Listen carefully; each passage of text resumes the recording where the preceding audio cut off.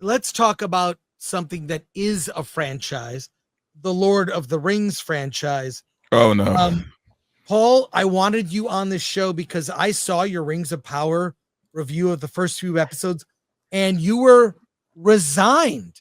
You were just, and for those, it doesn't matter if you've seen one episode or you're caught up to the 4 that are out. I want to hear your thoughts. And Paul, to plug your channel also, that review, I was like, oh my God, you just said it out loud. There's no reason to watch this. No, it's you can talk about the writing and things like that. They don't have a show yet. There's no premise. That's really the problem. And I started thinking about it. If they had Anatar as the bad guy in season 1, and there is a story behind Morgoth killing off Galadriel's family. And then Sauron, his second in command, when Morgoth is banished to the Nether region, that she goes after him.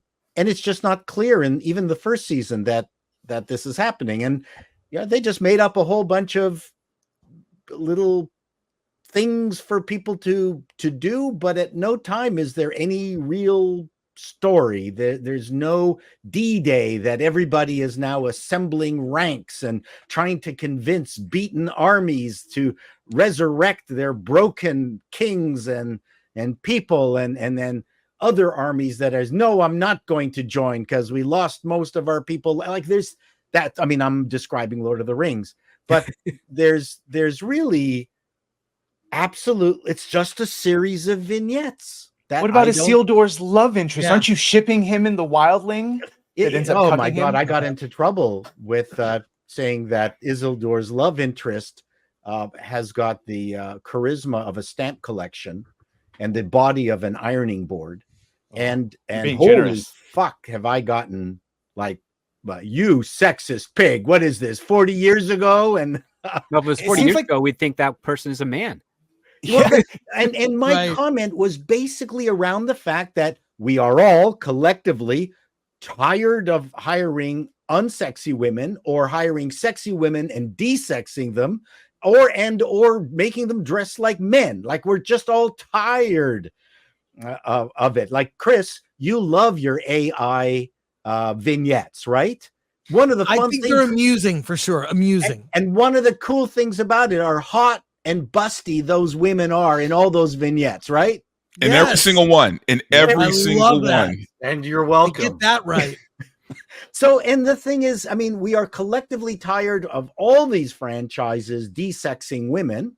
And I put it to you, even women don't want to see desexed women. Like, and the men. They turn the men into pussies too that don't look masculine. There's no testosterone anywhere. Like you said, it's a series of vignettes that give reasons for people to do things so that later on, correct, there's an extra, but it's like they didn't need that. And they added another bad guy. Right. They added the new wizard. Who the hell is Tyrion Hines playing? Who is the fat wizard that he's supposed to be playing? Dom DeLuise, I think is. That would make sense. The Cajun wizard.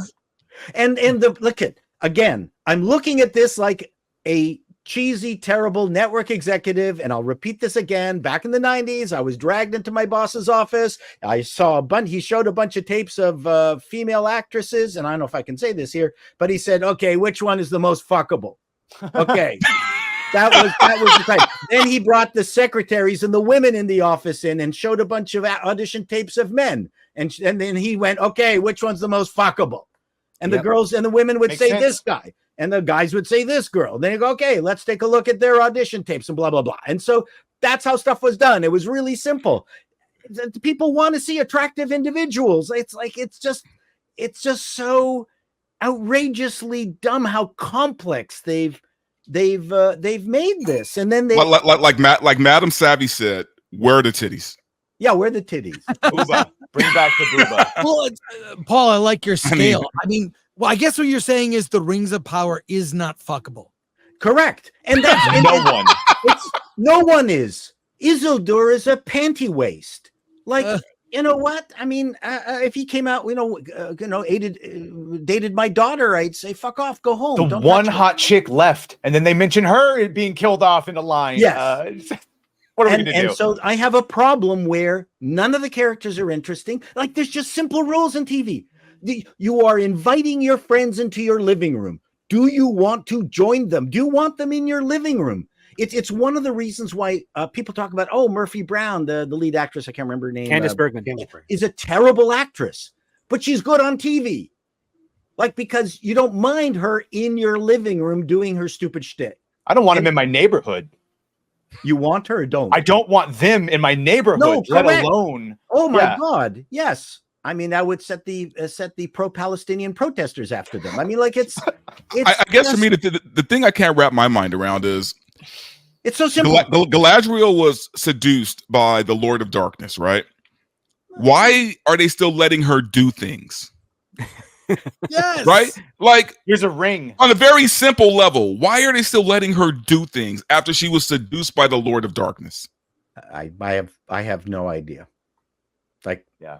The thing is, in the story, she wasn't, but like, why bother? I mean, Anatar is the most interesting character. I want him to kill everybody. I want Sauron to win. The way they described it, right as they've shown it, Sauron is the victim. He's trying to unite everyone. Of course he is. Of course he is. He's the sympathetic villain. There's no good or evil. There's only power and dynamics. Oppressor versus oppressed. I'm rooting for the unionized orcs. Yes. They just want to start a family, Paul, and have a living wage. That's all they want. Cost want. of living in Mordor is too high. And it's these Galadriel do you know what a mud hut costs these days? It's imported mud. It's very good. Yeah. It's like Gavin Newsom's running that place. Yeah. So how hard is it to have an audition and hire people that are sexy and hot and interesting? Like, well, it's a little hard because they end up going on to OnlyFans because it's a faster rise to fame and fortune than it is acting. I can't see Mighty Morphid Clark on OnlyFans. I'll give you some insight here from the official Rings of Power account on Prime. Okay, we ship them. And to that I say, this show is a piece of ship. Yeah. Tell me you didn't watch to the end of the episode. Planet. I mean, telling me you didn't watch to the end of the episode. It's when this is leaked into mainstream storytelling for big franchises, the concept of shipping, which is a fringe idea coming from people in the fandom, that this is an obsession to what characters in something fiction we want to see bang. I mean, it's kind of ridiculous and juvenile. Not that, as I sit here in a room surrounded by a bunch of collectible shit, I say those words, but I mean, the shipping concept is not, it's a fringe group of, people who are into fanfic that are Kylo into and Rey. It doesn't, Acolyte, May and Kymir. It's the point of a ship is it's not necessarily organic, but we want to see them together. I see. See, if they were smart, they would fridge her instead. Yes. What's that? Based Alan. What's that? You don't know what fridging is? Oh, now explain it. Well, you don't know about fridging? No. I kind of know what it is, but it's a comic book concept. Right. Happened to help. Oh, the Kyle Rayner to motivate the hero. Yep. Yeah. I loved how the tiny girl, after the two heavy guys sunk into the mud, stuck a stick in the ground into the soup, expecting like someone to grab hold of it and do it. Now, I was an official lifeguard.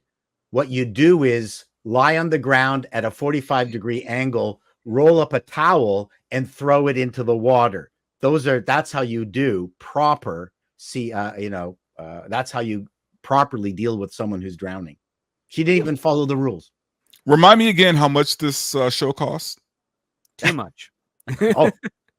On aggregate, I mean, more than the Acolyte. And truthfully, I think the money is on more than the Acolyte. Yeah. Oh yeah. The Acolyte was $600,000 a minute when they broke it down to like per time or something. Yeah. It does look like it looks like they spent money, whereas the Acolyte looks like they pocketed the money. Yeah, which means it's going to cost us more to get free shipping at Amazon now. Well, the other part too is Amazon's already allotted the budget for 5 seasons. Now that could take another 7 years before they complete that because of the turnaround time between seasons where they have to Right. rewrite what they initially planned to accommodate the audience's complaints.